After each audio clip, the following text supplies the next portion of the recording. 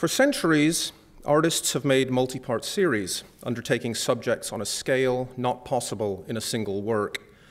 From Renaissance frescoes relating biblical narratives by artists such as Giotto and Piero della Francesca, to historical subjects by artists such as Peter Paul Rubens, allegorical series by Nicolas Poussin and Thomas Cole, from Claude Monet's serial depictions of fleeting atmospheric effects at various times of day on the facade of Rouen Cathedral, to Joseph Alber's exploration of the subjective experience of chromatic interaction, to the intimate sanctuary of the Rothko Chapel, the history of Western art is replete with examples of artists working in series, each admittedly with wildly different goals and motivations.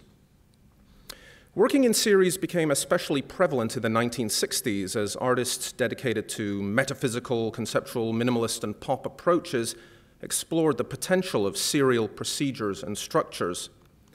Some artists, such as Mel Bochner and John Cage, adopted mathematical systems, chance operations, process-based or rule-driven iterations, and unpredictable natural elements, preferring to allow predetermined structures and contingencies rather than the expression of their own subjective taste or will to determine the outcome of their work.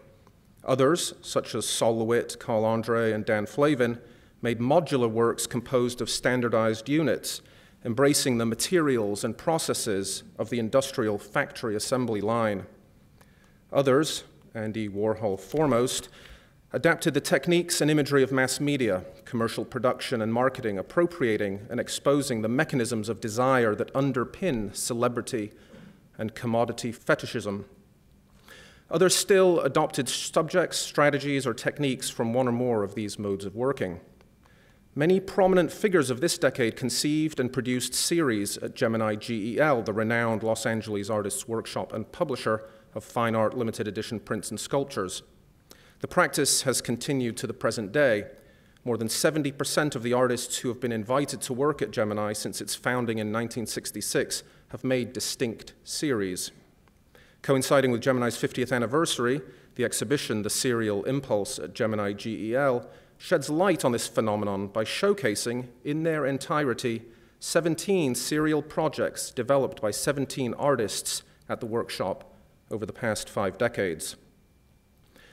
The show features series from all decades of Gemini's history by the artists John Baldessari, Via Selmans, Michael Heiser, David Hockney, Jasper Johns, whose color numerals you're seeing here, Ellsworth Kelly, Roy Lichtenstein, Julie Meritu, Bruce Nauman, Klaus Oldenburg, Ken Price, Robert Rauschenberg, James Rosenquist, Susan Rothenberg and Ed Ruscha, Richard Serra, and Frank Stella. It'll be my pleasure today to introduce you to the thesis of the exhibition and highlight a selection of the series you will see in the show, or have already seen in the show. A quick definition first, if I may. A series is, broadly defined, 2 or more unique and autonomous things possessing some commonality and organized sequentially. The principle that unifies and defines a series can be thematic, narrative, iconographic, formal, structural, modular, conceptual, or something else entirely. The sequence of works within a series is key to the way the group is read and understood and may be dictated by the artist, by an internal system or external logic, or it can be indeterminate, open to manifold sequential permutations. In our exhibition, all of the series were conceived as series and designated as such by the artists. More often than not, works from these series are displayed individually, the assumption being that a single work can stand in metonymically for the entire series. There is nothing criminal about this. Indeed, we've done it here at the National Gallery in previous exhibitions of Gemini works. As you can see here, there's a lone color numeral right there. In fact, of the 17 series on display in the current exhibition, just one has been displayed in the past at the National Gallery in its entirety, Roy Lichtenstein's Bull Profile series, seen here in the opening gallery of the Serial Impulse. While works in a series may be displayed individually, it seems to me that if a series was conceived and produced as a series, then the full impact, effect, and meaning of that series, and the individual works comprising it, can only be fully conveyed when the series is displayed in its entirety. This is the thesis of the Serial Impulse. Following this logic, the exhibition serves the artist's original conception of the works of art on display. Testifying to a belief that the creative process is an open-ended serial pursuit, Jasper Johns has, since the mid-1950s, frequently reworked key motifs, flags, targets, maps, the alphabet, and numbers, exploring the impact of changes in color, scale, sequence, and medium. Indeed, the color numerals testify to Johns' penchant for revisiting and pushing work to test new experimental directions. They were printed in 1969 from the same lithographic stones and plates as an earlier monochrome variant, the black numeral series of the year before, 1968. Johns favors subjects that the mind already knows, but overlooks due to constant exposure. Counteracting overfamiliarity, each of the color numerals prints elevates a number, its form derived from a commercial stencil, to a striking rainbow-hued portrait demanding of attention. This is wittily underscored by the Mona Lisa printed in reverse in Figure 7, a pun on the multiple definitions of figure. The subject and format of the color numerals prints evokes various cultural associations: population statistics, children's counting rhymes, 1, 2, buckle my shoe, and so forth, timetables, etc. They call to mind the omnipresence, function, and potency of numbers in contemporary society. Made during the Vietnam War, Johns' numbers also call to mind the death count reported daily in newspapers at this time. Johns served in the army for 2 years during the Korea War, and an allusion to military conflict is apparent in Figure 1. The print includes a newspaper article entitled "Return to Reality" by Joseph Alsop that exhorts increased militarization in the face of Soviet aggression. The juxtaposition is provocative. Johns' won stands like an intercontinental ballistic missile, alluding to the military stakes and potential consequences of the Cold War's conflict for global superiority as the world's #1 superpower. The meaning of any series is found not just in its individual parts, but also in the spaces between them. Assembled as a series, emphasis shifts from Johns' iconic numerals to the sequential relationships between them. Seen in sequence, each of Johns' prints functions as a point on a continuum, with color transitioning over the course of the series. Figure 0 is horizontally striated. Reading from the top down, it is red, yellow, and blue, the primary colors. Figure 1 is from the top purple, red, yellow. And you'll notice that from one print to the next, the sequence of colors scrolls down, with a new color entering the topmost register. This incremental transition plays out over the course of the series in such a way that Figure 9, the final print in the sequence, is orange, green, and purple, the secondary colors.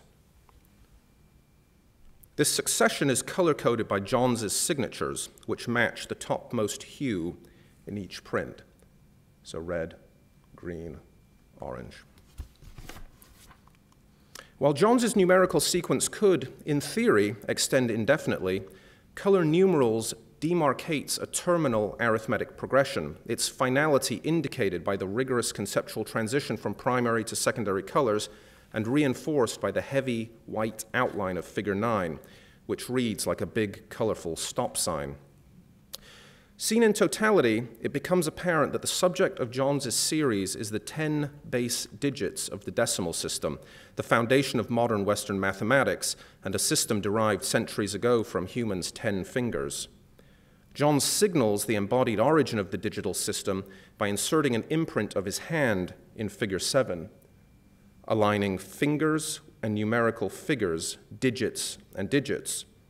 If elevating generic numbers to dazzling portraits forces us to actively think about the role, presence, and function of numbers in our lives, as I suggest it does, then the color numerals series as a whole draws attention to the slippage between numerals and bodies, numbers and people, in the context of contemporary society's reliance on statistical accounting of individuals and populations. It also, it seems to me, draws attention to the fact that counting, something the mind already knows but overlooks, involves eye, mind, and body. The same might also be said about viewing serial works of art. Like color numerals, Roy Lichtenstein's Bull Profile series is founded on a rigorous governing principle. Over the course of 6 prints, Lichtenstein progressively simplifies and abstracts a Holstein cow from naturalistic to completely abstract. The wavy patterning in Bull 1 reverberates with the crisp diagonals in the subsequent prints. Contours of the bull's back, shoulder, horns, and tail echo in the strong geometric scaffolding of the final image. It is a sequence only comprehensible when the series is seen in its entirety. Lichtenstein directly quotes the De Stijl artist Theo van Doesburg's studies for the painting The Cow of 1916 to 17. At upper left is a reproduction of van Doesburg's first publication of this project from 1925. So that's up there. The resulting painting of 1918, Composition 8, The Cow, and a later published version that Lichtenstein had clipped and pasted into a notebook. Lichtenstein also quotes Pablo Picasso's lithographic series, The Bull, of 1946. In both precedents, bovines are incrementally rendered abstract.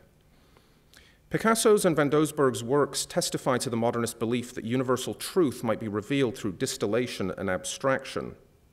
Lichtenstein, though, appears to parody this faith by calling into question the presumed distinction between realistic and abstract depictions. The stylized, wavy black patterning in Bull 1 that calls to mind old master woodcuts or line engravings reverberates with the crisp diagonal crosshatching in subsequent prints, including the final completely abstract image.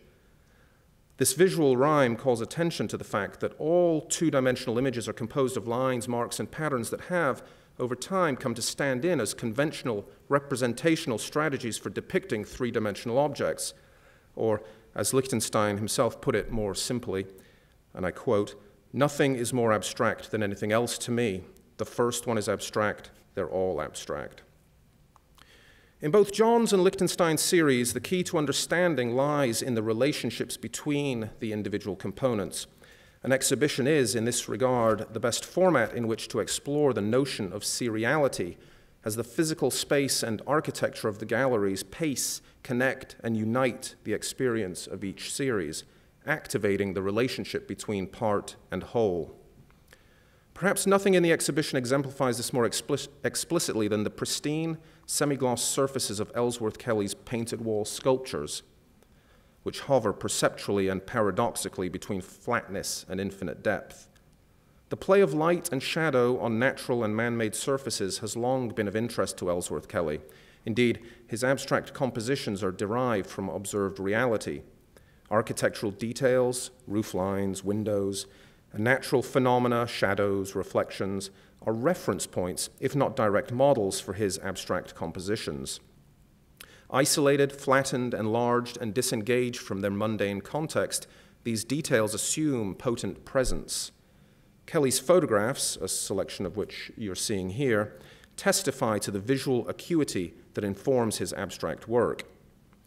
These photographs are not direct models for the painted wall sculptures, but one cannot help but see a genealogical relationship of some sort between them. Kelly serially reuses shapes, sometimes flipping or reversing them or slightly deforming them, to test the visual and emotional effects of substitutions of color, form, and orientation. Many of the 11 painted wall sculptures adopt shapes, sometimes flipped, reversed, sometimes gently tweaked, from earlier paintings, drawings, or collages. A painting in the Whitney's collection is on the left here.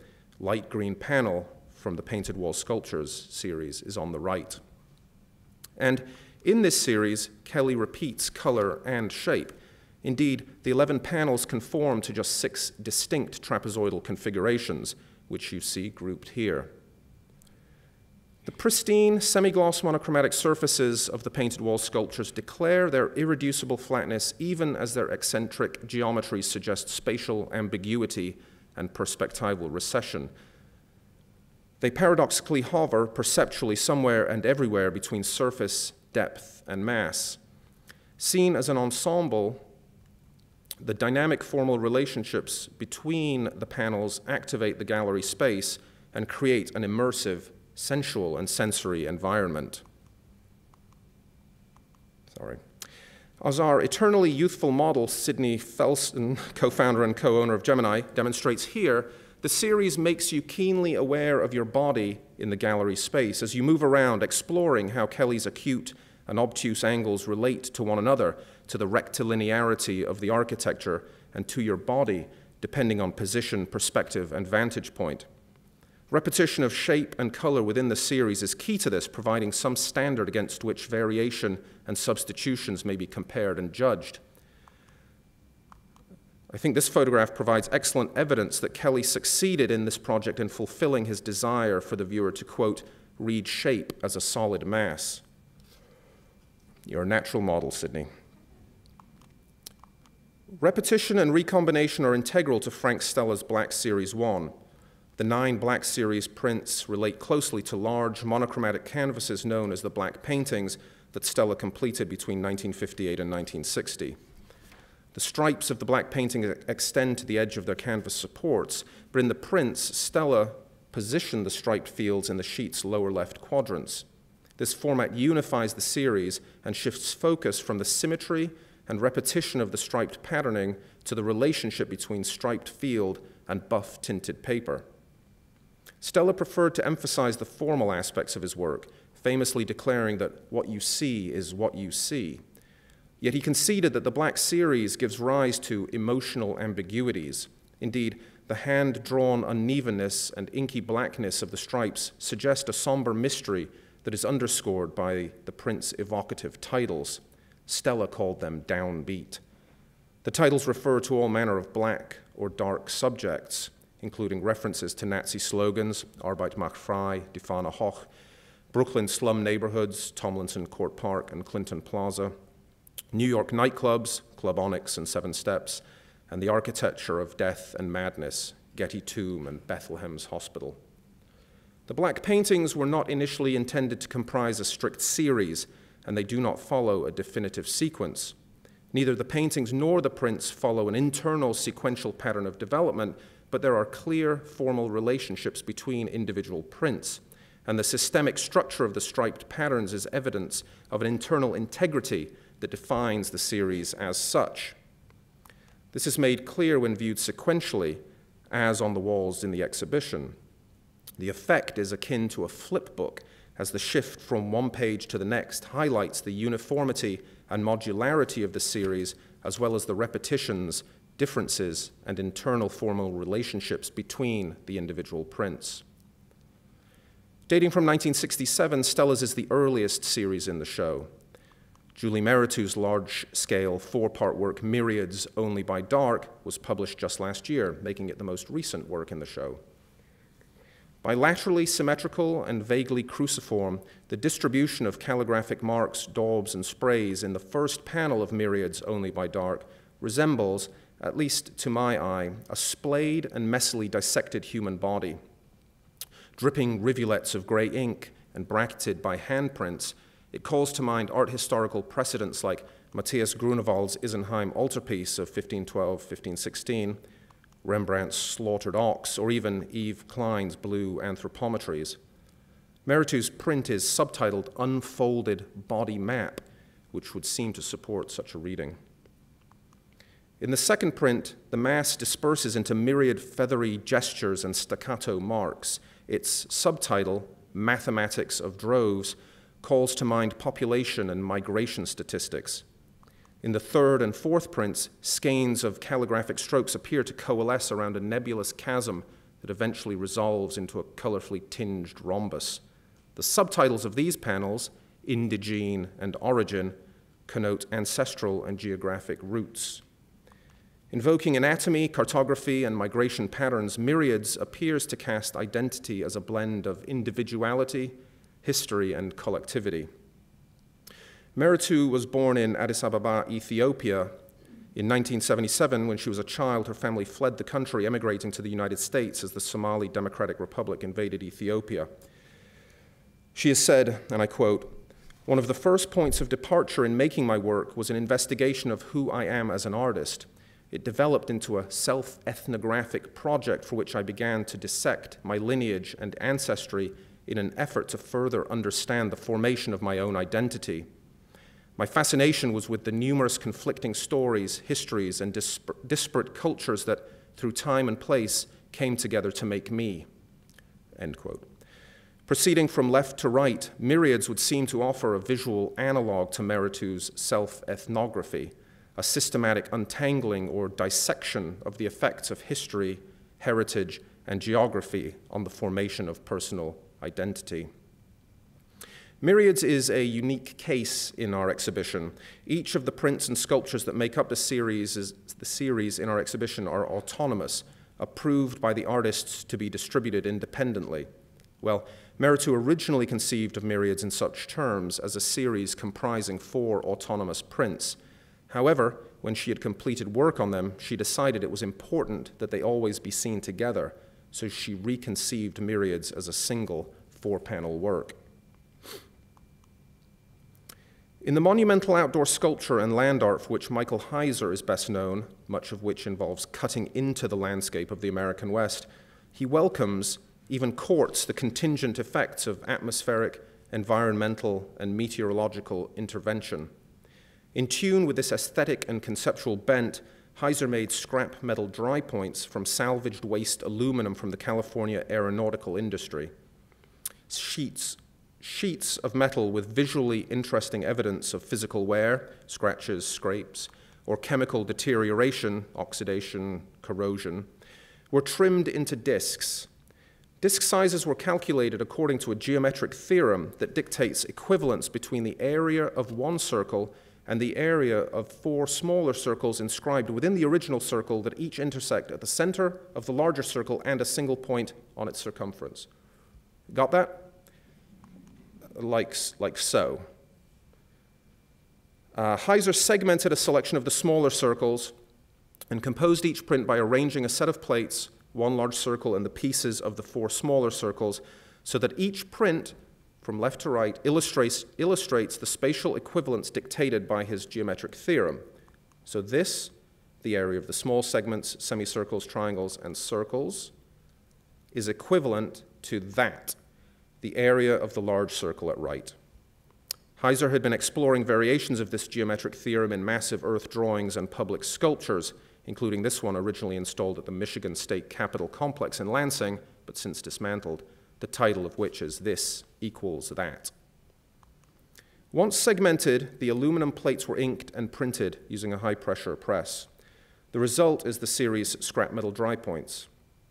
Heiser assembled these prints with an eye for the visual interest of individual plates, as well as the overall harmony of the series. To be clear, he did not make any of the marks you see in the prints. They are the found evidence of the chance intervention and interaction of nature and man.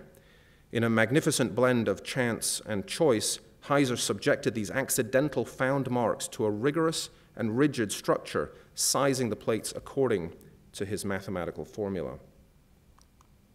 But Heiser is also clear that, and I quote, "the structure is subordinate to the variegation in the plates.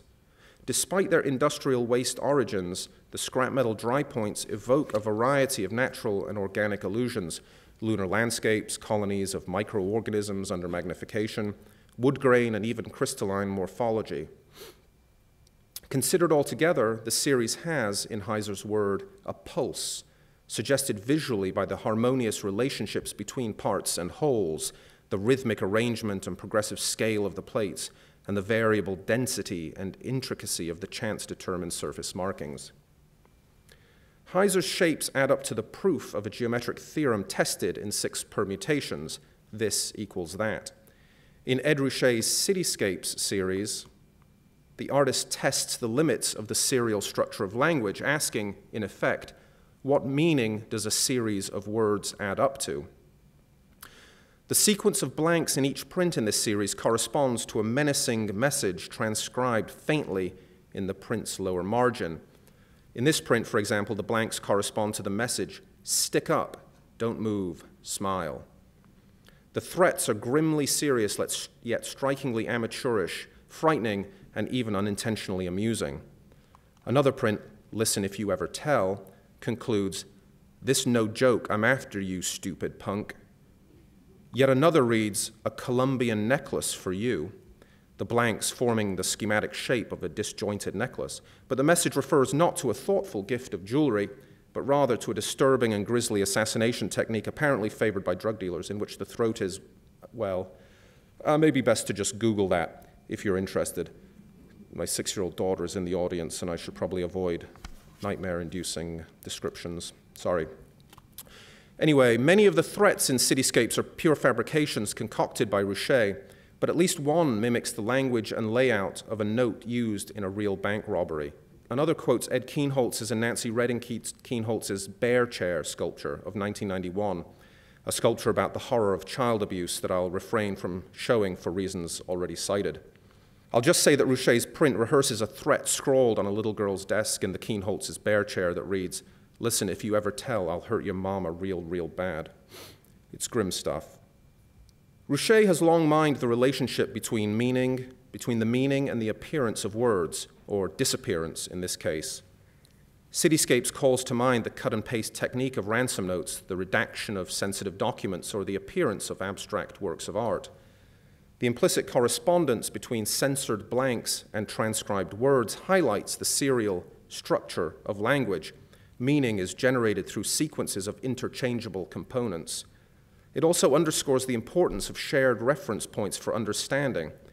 For example, the word smile written on a stick-up note carries a radically different meaning than smile spoken by, say, a photographer. Out of context, Ruscha's series suggests, language shoots blanks. Hoarfrost is a kind of lacy film made up of minute, needle-like ice crystals. It's a fleeting phenomenon, occurring at night when dew freezes and melting quickly when the sun rises. Robert Rauschenberg evoked hoarfrost's transience and gauzy delicacy by transfer printing illustrations, comics, advertisements, and news stories on overlapping panels of diaphanous fabrics, silk, satin, taffeta, muslin. The hoarfrost editions, hung loosely, ripple and rustle in air currents stirred by gallery visitors. The effect is alluded to in the print's lighter-than-air imagery of hot air balloons, a propeller plane, a cliff diver suspended mid-plunge, and a hang glider.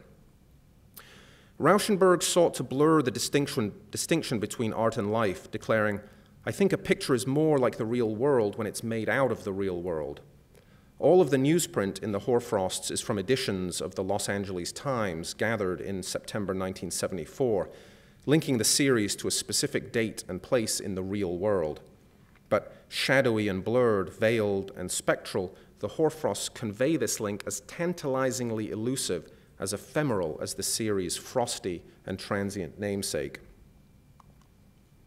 Allegedly, Rauschenberg conceived the idea for making works on fabric when the artist James Rosenquist gave him as a birthday present a bolt of silk, which Rauschenberg likened to hoarfrost.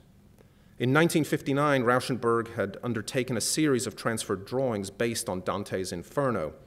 In Canto 24, Dante invokes hoarfrost to emphasize the transience of a fleeting moment, a seasonal change. And I quote, "What time the hoarfrost copies on the ground the outward semblance of her sister white, but little lasts the temper of her pen." Dante's hoarfrost is, interestingly, rendered in terms of transfer images, hoarfrost copies on the ground, that fade almost as they are drawn. Little lasts the temper of her pen. It is understandable that this image might have appealed to Rauschenberg. Of the Hoarfrost series, he wrote that it presents, and I quote, "imagery in the ambiguity of freezing into focus or melting from view." Not only do the images and texts in the Hoarfrost editions melt from view in the layering of silks and other fabrics, but the way they dance and shimmy when caught in the current of a passing viewer adds to the evocative semi-legibility of the works. Just imagine them shimmying and dancing. Temporality is central to all series in that they demand that a viewer experience them as a succession of views in order to assemble knowledge, insight, and oversight from a composite of vantage points, near and far. The shimmering and undulating surfaces of the Hoarfrosts register the movements of their viewers and the extended and mobile temporality of the viewing experience. Like Rauschenberg, John Baldessari uses found imagery from the mass media.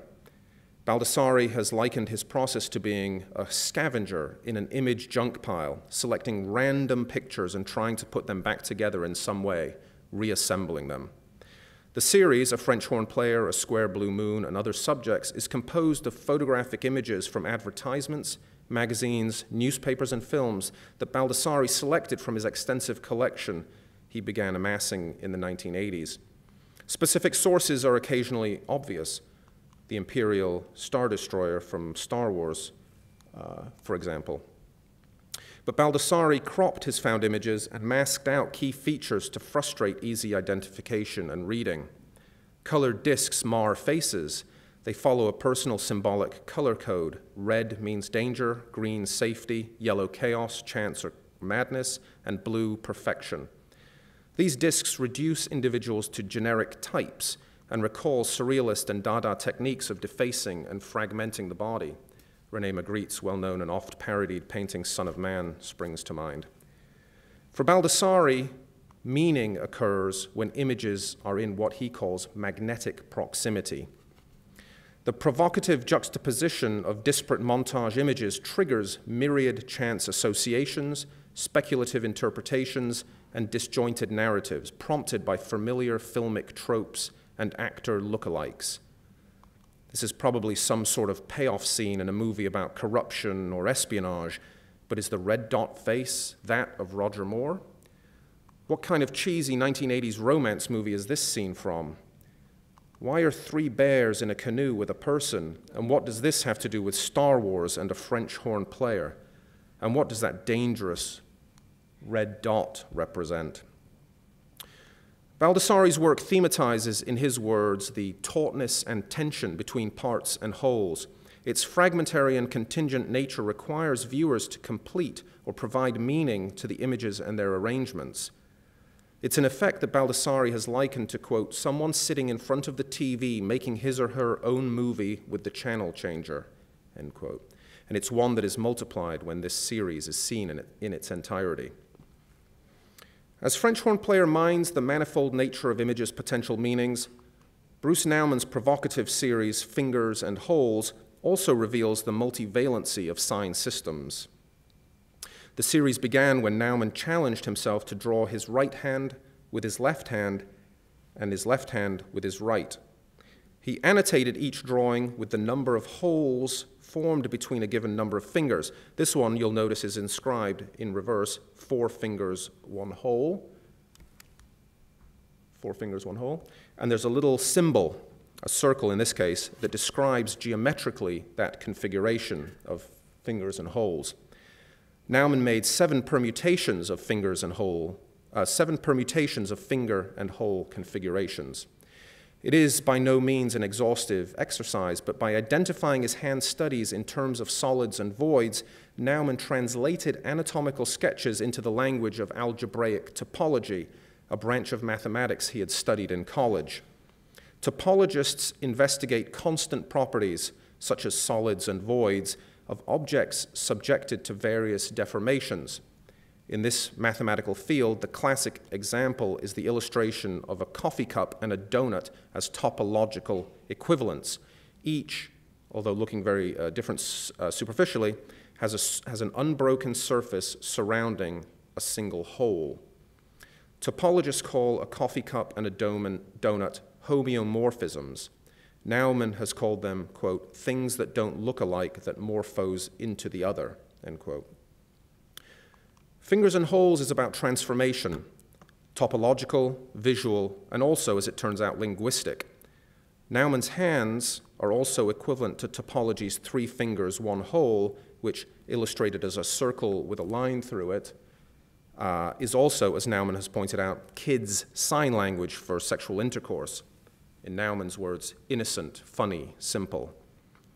As Naumann was tackling his self-imposed ambidextrous drawing challenge, he perceived an analogous relationship between the 3 fingers, 1 hole gesture and a set of earlier images he had begun but not completed at Gemini in 1985, images of clowns shaking hands. He returned to that project and incorporated the prints of clowns into the Fingers and Holes series. The clown's double handshake greetings read as both obsequious and aggressive, an ambiguity that jibes with Naumann's appreciation of clowns as funny or threatening. He said, I quote, their position or function is ambiguous, and I like that, In the handshake gesture, Naumann also perceived another homeomorphism, or something that morphoses into something else. He aligns the pumping handshake with the pumping up and down of phallic erection and detumescence, if you know what I mean. A helpful explanation, albeit printed in reverse, and a couple of illustrations appear in the upper margin of this print. To take the analogous relationship between the drawings of his own hands and the clown's hands to yet another level, Naumann superimposed the three fingers one whole motif over the handshake in one of the three clown prints, casting the clown's interaction in a completely different light.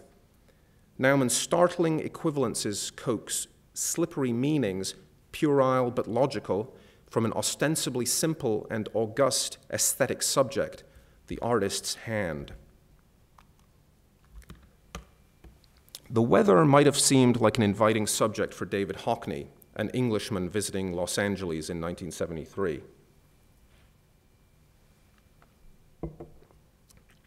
By tackling meteorological indicators of seasonal change, albeit in a place renowned for its lack of seasons, Hockney joined a rich lineage of artists who have depicted seasonal change in serial formats, including Poussin and Peter Bruegel the Elder, among others.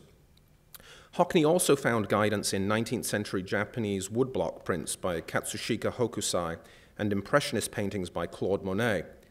Both artists depicted a wide range of atmospheric and lighting conditions in serial formats, Hokusai most famously in his prints of Mount Fuji, and Monet in his well-known paintings of grain stacks, Rouen Cathedral, and other subjects. Hockney's Snow, in which spatial depth, topographic recession, and atmospheric perspective are suggested by minimal zones of tonal gradation, is most explicitly indebted to Japanese print conventions. Mist alternately recalls Monet's paintings of poplars on the river Ept, in which rows of trees are enveloped in tinted, hazy atmosphere. Challenged by the task of depicting wind, Hockney drew on Hokusai's well-known woodblock print Ejiri in the Suruga province, in which travelers' documents are dispersed by a strong wind. Cleverly, Hockney's wind self-reflexively illustrates the serial relationship between his weather prints as snow, mist, sun, and rain twirl and twist in the Los Angeles gust. This suggests that Hockney was interested not just in the swirling breeze, but also in the circulation of images.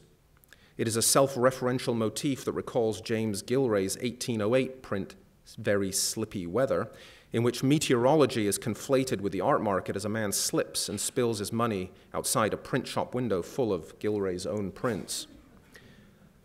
Amusingly juxtaposed with the Melrose Avenue street sign and the curving left turn only arrow, Hockney's fluttering prints traffic in freewheeling and witty visual references, art historical and otherwise, signaling the artist's sophisticated serial appropriation and reuse of images.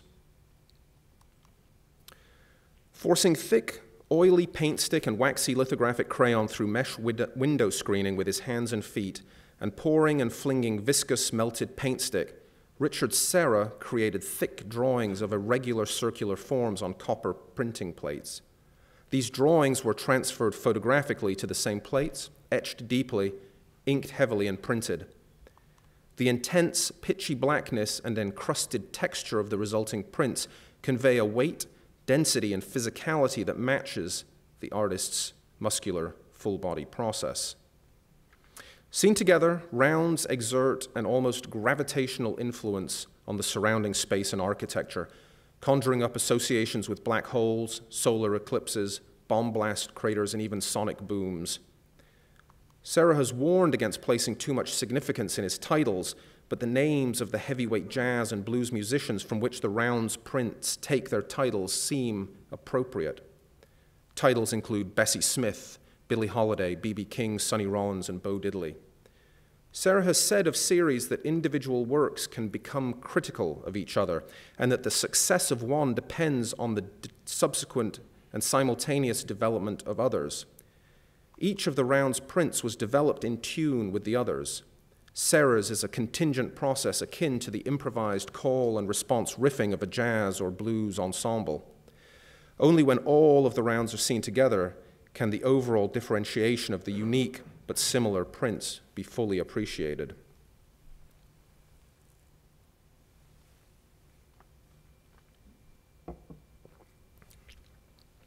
Series offer artists the opportunity to riff, to vary, innovate, and improve on an idea or theme in a sustained way.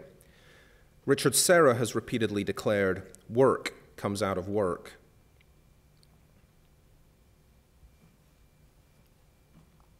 Similarly, Jasper Johns wrote instructions to himself in a notebook that testify to a belief that the creative process is an open-ended serial pursuit. He wrote, "Take an object, do something to it, do something else to it." Likewise, John Baldessari has commented, "You do one thing, and that leads you to one thing, and then another thing." These statements suggest that artworks are not made in complete isolation. Rather, creativity is an exploratory process, an experimental, speculative, and open-ended investigation. Each act is informed by the previous one in a series of choices. Creativity, in other words, is a serial process. Interpretation, too, I would suggest, is a serial process. A series is experienced as a diachronic succession of views, close up and more distant, as information is accrued, stored, composited, compared, and analyzed over a sustained period. Engagement is cumulative and critical as similarities, differences, patterns, and themes emerge. All series involve repetition, variation, and sequence, and follow what might be called an aesthetics of succession. The meaning of each component within a series is informed by the previous one and in turn informs the next. This also extends, of course, to the sequence of series within our exhibition, the Serial Impulse at Gemini GEL. I would invite you to test this theory by not only paying close attention to the relationships between individual works within each of the 17 series on display, but also by considering the relationships between series over the course of the exhibition. Thank you.